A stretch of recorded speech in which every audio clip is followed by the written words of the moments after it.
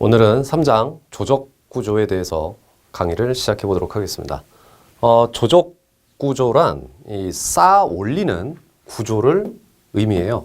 여기 보시면 쌓아 올리는 구조가 이제 뭔지 좀 보셔야 되겠는데, 벽돌, 그 다음에 돌, 그 다음에 블럭, ALC 블럭 등을 몰타를 이용해서 이제 하나씩 이제 쌓아 올린다라는 것을 보시면 되겠습니다.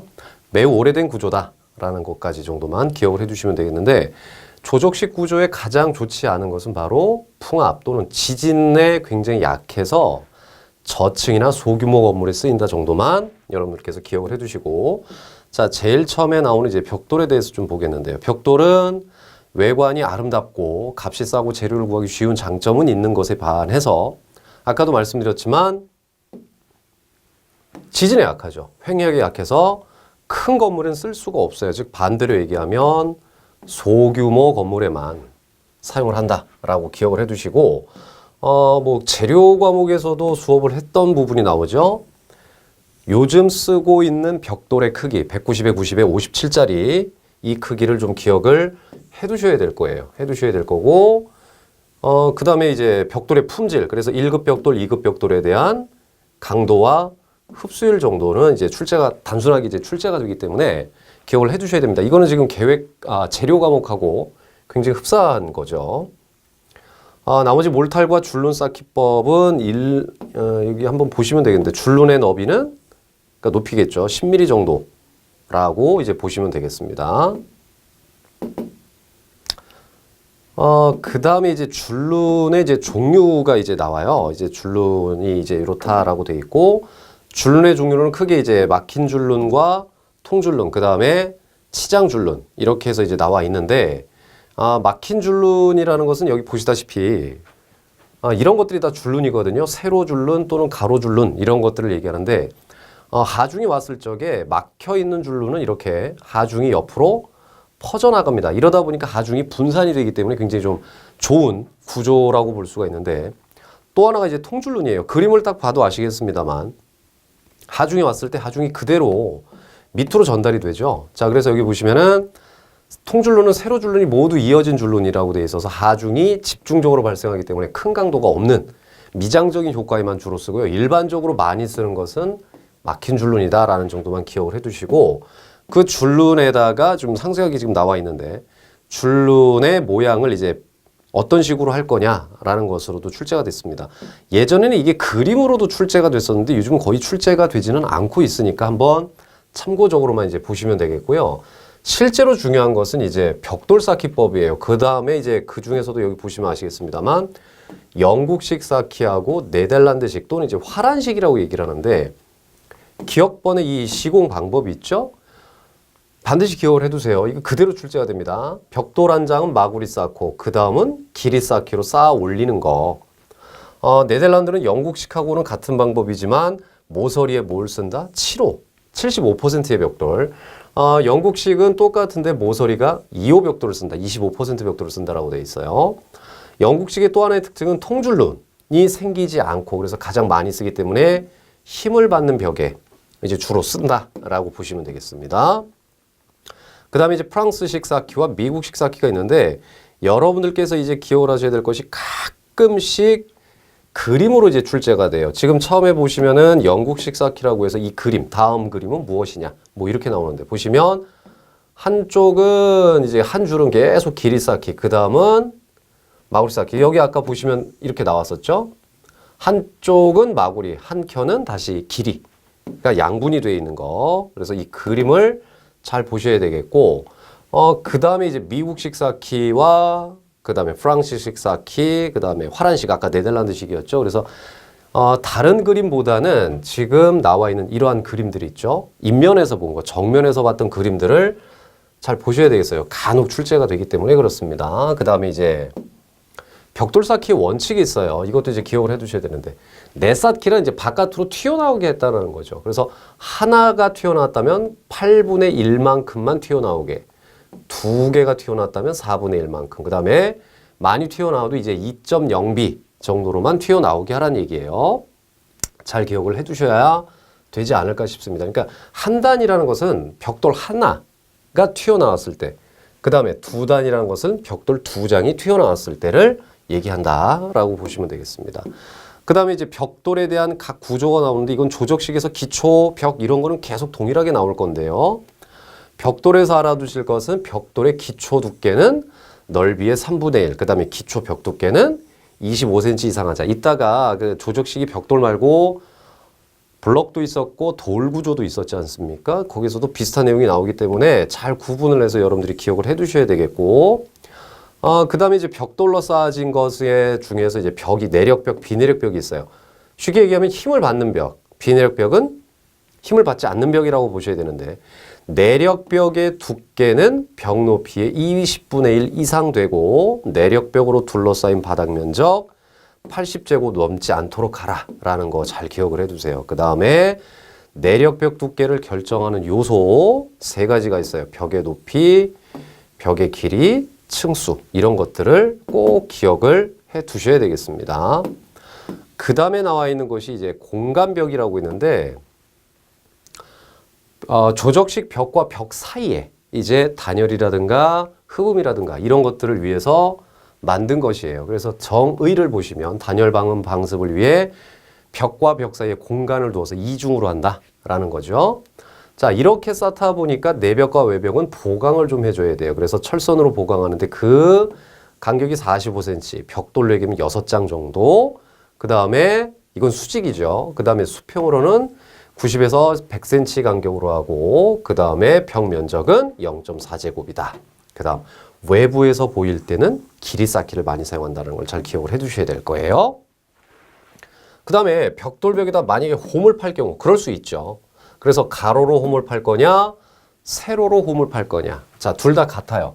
세로로 홈을 파든 가로로 홈을 파든 벽 두께의 3분의 1로 하라.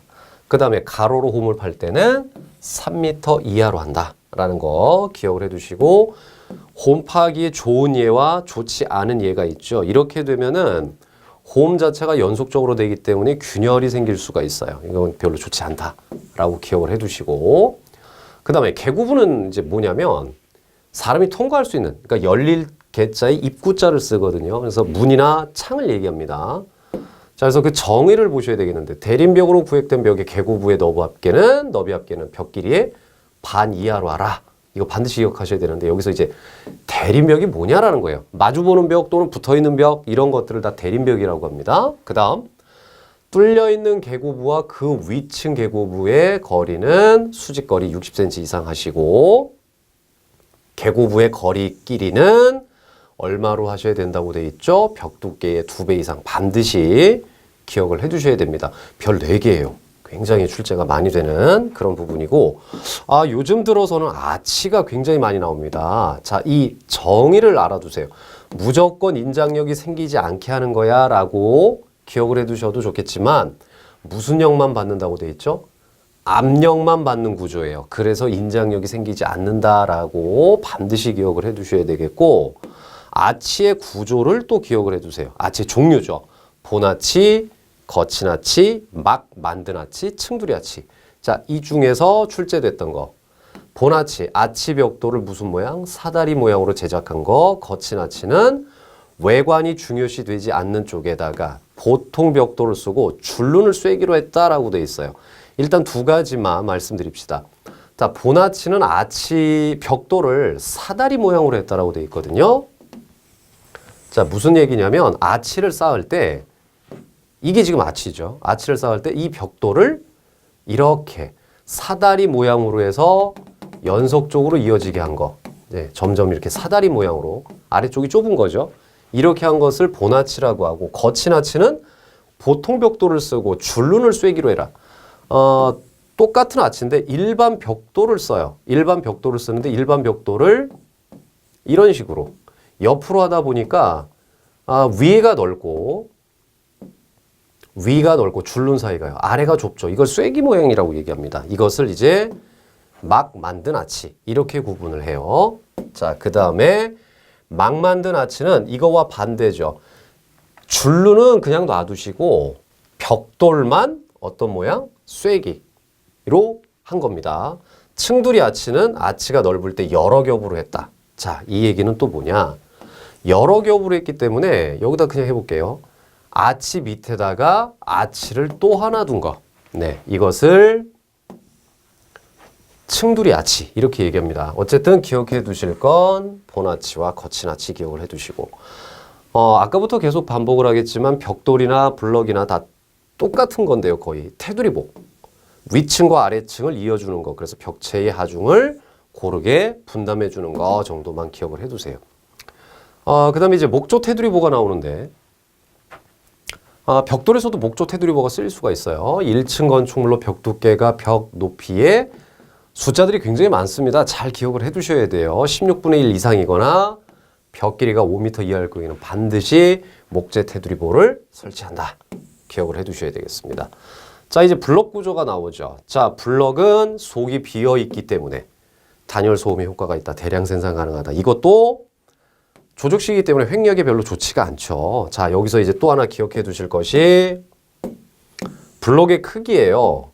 자, 390에 190에 190. 이게 가장 일반적인 블럭 사이즈입니다. 여러분들이 학습을 하실 때 그냥 블럭 크기 얼마 이렇게만 외우시는 것도 좋지만 이런 것을 암기하실 때 전에 배웠던 벽돌 사이즈가 얼마였지? 라고 해서 190, 90, 57이구나. 이런 것들을 기억을 해 두시고 저라면 재료 시간에 배웠던 내화벽돌 사이즈도 얼마였더라 라고 해서 같이 한 번에 이렇게 메모를 해서 이것도 다 출제가 됐던 부분들이지 않습니까? 그래서 같이 여러분들이 함께 학습을 하시는 것이 효과가 더 증대되지 않을까 싶어요. 자, 그래서 이제 블럭 구조의 종류를 보면 그냥 쌓아 올린 조적식, 그 다음에 중요한 것이 블럭 장막과 보강 블럭조인데, 자, 블럭 장막벽이라는 뜻은 뭐냐면 비내력벽이에요. 비내력벽이에요. 그래서 상부에서 오지 않은 하중을 받는 비내력벽이라고 되어 있고, 라멘 구조에서 내부 칸막이로 쓴다라고 되어 있어요. 라멘 구조는 뒤에 가서 하겠습니다만 기둥과 보로만 이어져 있고 그 기둥과 가로재인 보가 있다면 여기 벽으로 막아야 될 거 아니에요. 그런 데를 장막벽, 비내력벽을 씁니다. 그래서 솔직히 말씀드리면 나중에 여기를 터고 싶다면 그냥 터도 돼요. 단 기둥과 보만 건드리지 않는 내에서. 그런 것들을 라멘이라고 하고 그 다음에 이제 보강 블럭조가 있는데 이게 굉장히 중요하죠. 아까 블럭은 속이 비어있다라고 했어요. 자, 어떻게 생긴 구조냐면 여러분들이 많이 보셨던 겁니다. 많이 보셨던 건데 건설 현장에서 많이들 쓰셨고 지금도 쓰고 있고요. 여러분들이 지나다니시다가도 보셨던 거예요. 이렇게 구멍이 펑펑 뚫려 있는 것들. 이걸 이제 블럭이라고 얘기하는데 그 안에다가 철근을 넣어요. 철근을 넣고 그 주변에 콘크리트를 부어 넣어서 보강을 해줬다라고 얘기합니다. 자, 그래서 블럭의 빈 공간에 철근과 콘크리트를 부어 넣었다. 수직 수평 하중에 견딜 수 있도록 가장 튼튼한 구조 이렇게 돼 있어요. 자, 여기서 중요한 거 내력벽, 힘받는 벽이었죠. 내력벽은 벽 두께를 많이 하는 것보다 벽의 양을 많게 하는 것이 유효하다라고 돼 있어요. 벽량도 조금 이따 해보겠습니다. 벽에 철근이 충분히 들어있는 경우에도 반드시 뭘 설치할 것? 아까 벽돌에서 했듯이 테두리보. 그 다음 반드시 콘크리트를 충분하게 채우고 이거는 철근이 가운데 들어가 있잖아요. 쉽게 얘기하면 철심이 들어가 있기 때문에 막힌 줄론을 할 수가 없죠. 그럼 철근이 가다 휘어진다라는 얘기인데 그럴 수가 없거든요. 그래서 철근이 수직으로 들어가기 때문에 블럭 자체가 통줄론으로 쌓아질 수밖에는 없습니다. 자, 그 다음에 거푸집 블럭조가 있어요. 속이 비어있는 곳을 거푸집으로 하고 콘크리트를 부어 넣는 건데 3층도 가능하지만 보통 2층 정도에서 끝낸다. 네, 정도만 한번 보시면 되겠고 그 다음에 이제 창샘 블럭하고 창대 블럭이 있어요. 셈이라는 단어들이 이제 좀 많이 나올 건데 셈이 나오면 계고부 옆쪽에 있는 거라고 생각을 하시면 되겠어요. 창문틀 옆에 창문틀이 끼워지도록 만든 블럭. 창대는 아랫부분을 얘기해요. 그래서 비가 왔을 때 창문 아래쪽에서 흘러 내려가게 하거나 거기서 빗물이 끊어져서 똑똑 떨어져서 벽으로 흘러내려가지 않도록 흐르지 않도록 하는 것을 얘기합니다. 자, 그 다음에 몰탈과 쌓기법이 있어요. 한 번씩만 읽어보시면 되겠고 자, 블럭 쌓기 원칙을 봅시다. 몰탈 접합부에 물 축임을 하라. 이유는 블럭 자체에서 물을 흡수해버릴 수가 있기 때문에 그렇고 살 두께가 두꺼운 면이 위로 가게 하라. 자, 블럭 아까 그림을 보셨으면 아시겠습니다만 요게 살이거든요. 근데 이걸 잘 보면 어떻게 생겼냐면 윗부분이 살짝 두껍고 아랫부분이 살짝 좁아요. 이렇게 쌓으리란 얘기예요. 그래서 단면을 보게 되면 자, 블럭이 이렇게 쌓아 올라갔지 않습니까? 그러면 자, 이런 식으로 예, 요 윗부분 넓은 데가 위로 가고 좁은 데가 아래로 오도록 이렇게 해서 하중을 견딜 수 있게끔 하란 얘기가 됩니다. 자, 쌓는 높이 1.2에서 1.5 기억을 해두시고 자, 각부 구조를 보시면은 아까 벽돌 구조랑 되게 비슷하죠. 기초가 또 나와요. 기초 보라고 있는데 하부 연결하고 안전하게 하고 하중을 균등히 해주는 것.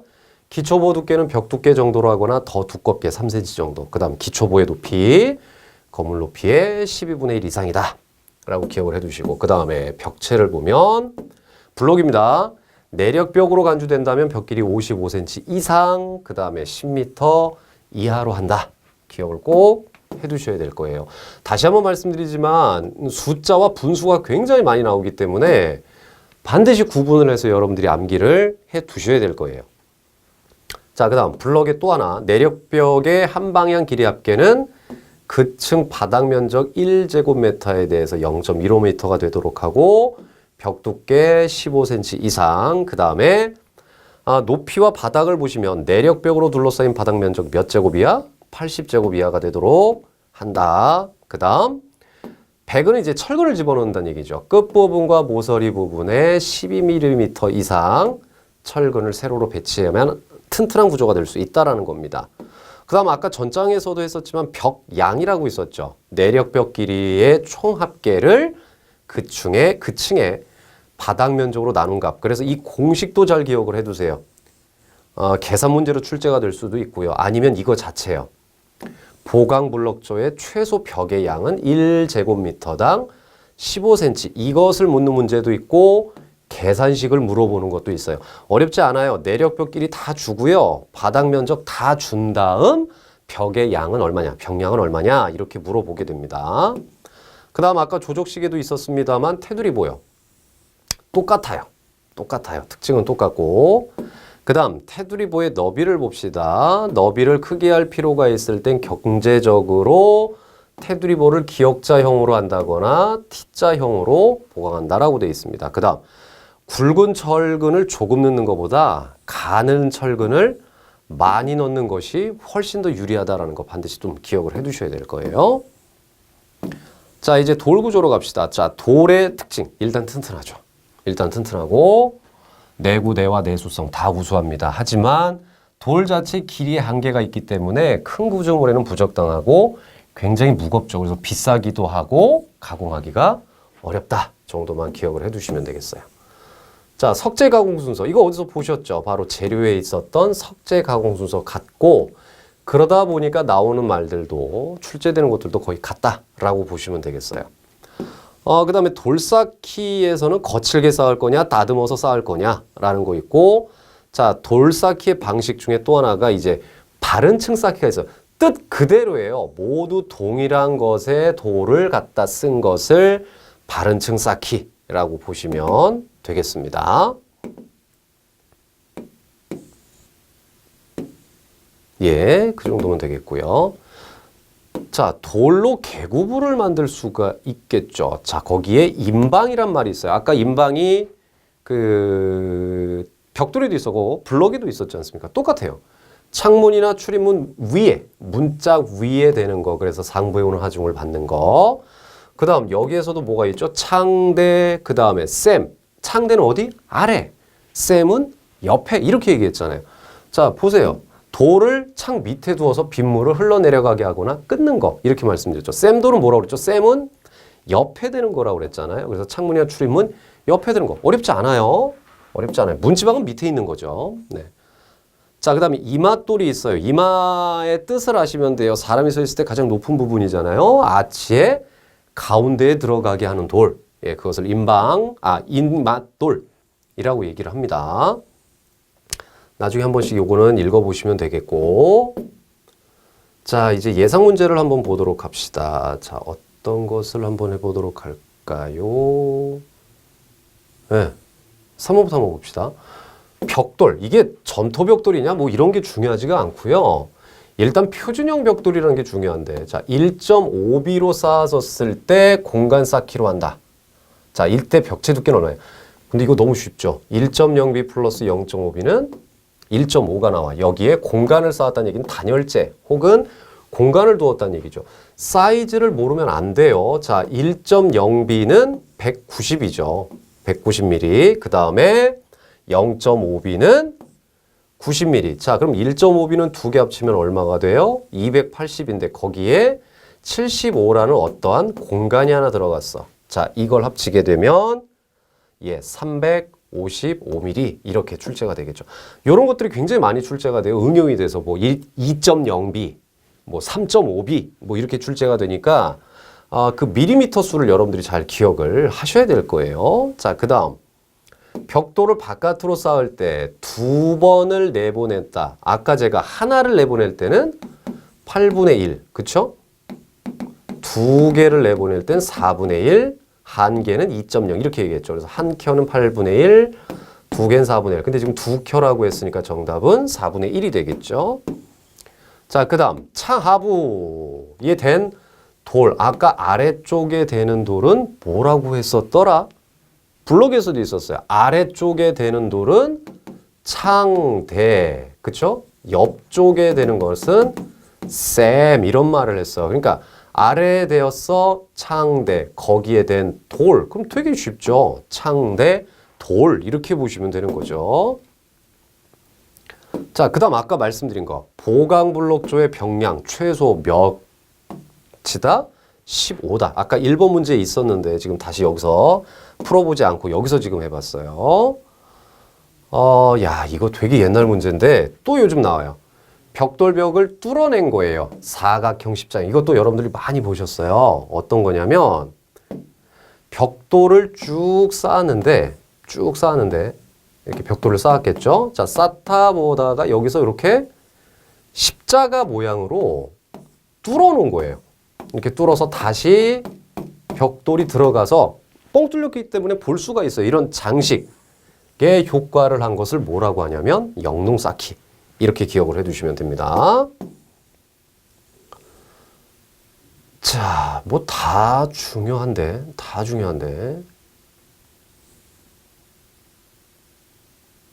자, 이거 한번 볼까요? 11번 문제. 분수가 워낙 많았잖아요. 벽돌에서 내력벽 두께는 벽 높이에 얼마가 되어야 한다라고 아까 말씀드렸죠?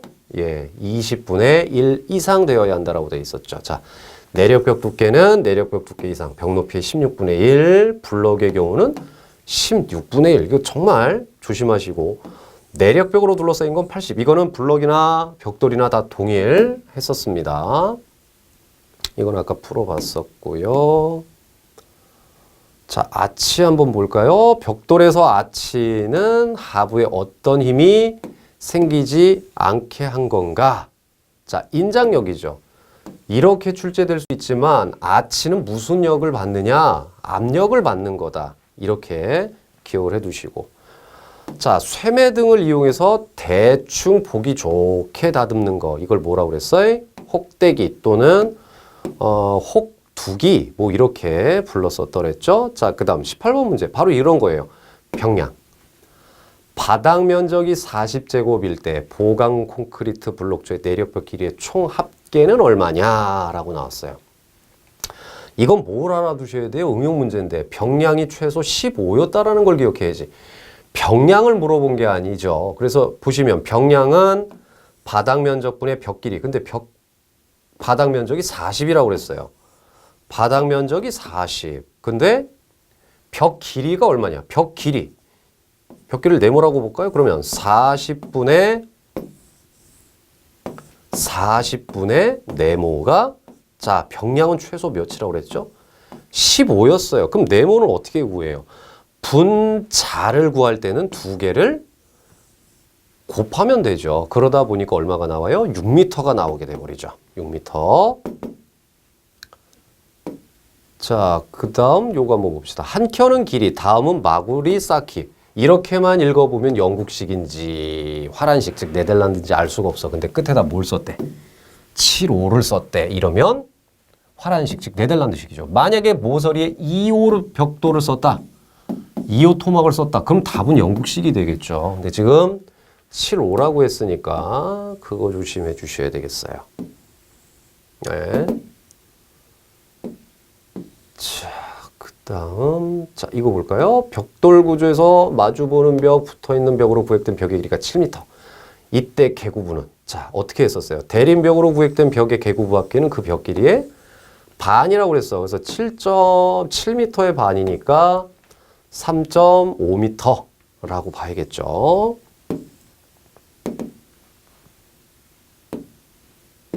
자, 그 다음에 테두리보로 옳지 않은 거. 벽체화를 일체화하게 한다. 테두리보의 너비는 그 밑에 내력벽의 두께보다 작아야 한다. 세로철근의 끝을 정착할 필요가 있을 땐 정착한다.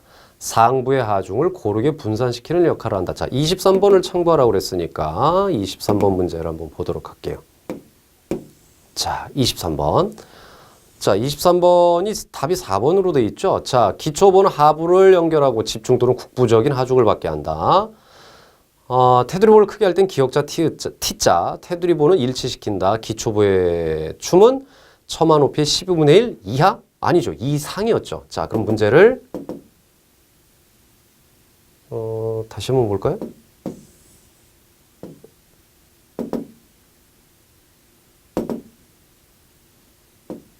자, 어떤 게 틀렸을까? 자, 벽체화를 일체에 여기한다. 세로철근의 끝을 보강했을 때 정착 가능하다. 분산시키는 역할을 한다. 다 맞는데 테두리보의 너비는 그 밑벽의 내두리보의 두께보다는 내력벽 두께보다는 커야 된다. 같거나 크게 해야 된다. 이렇게 얘기했었죠. 자, 그 다음 괄호 문제 한번 봅시다. 조적구조 33번이요. 내력벽 위에 설치하는 테두리보에 관한 설명이다. 괄호 안에 알맞은 숫자는 이라고 했어요. 1층 건물로 벽 두께가 벽 높이의 16분의 1 이상인 거나 벽 길이가 몇 미터 이하인 경우에 목조 테두리를 설치할 수 있다라고 했었냐면 아까 5m 이하라고 얘기했었죠. 예, 5m 이하 이렇게 됐었고, 자, 그 다음에 34번 문제 한번 볼게요. 조적식 구조로 기초판을 만들었어. 기초판에서 기초벽 두께는 최소 25cm라고 그랬죠? 250mm가 돼요. 자, 기초벽 두께는 예, 25cm 이상으로 한다 라고 보시면 되겠습니다. 자, 이것으로 조적식 구조에 대한 강의를 마치도록 하겠습니다. 수고하셨습니다.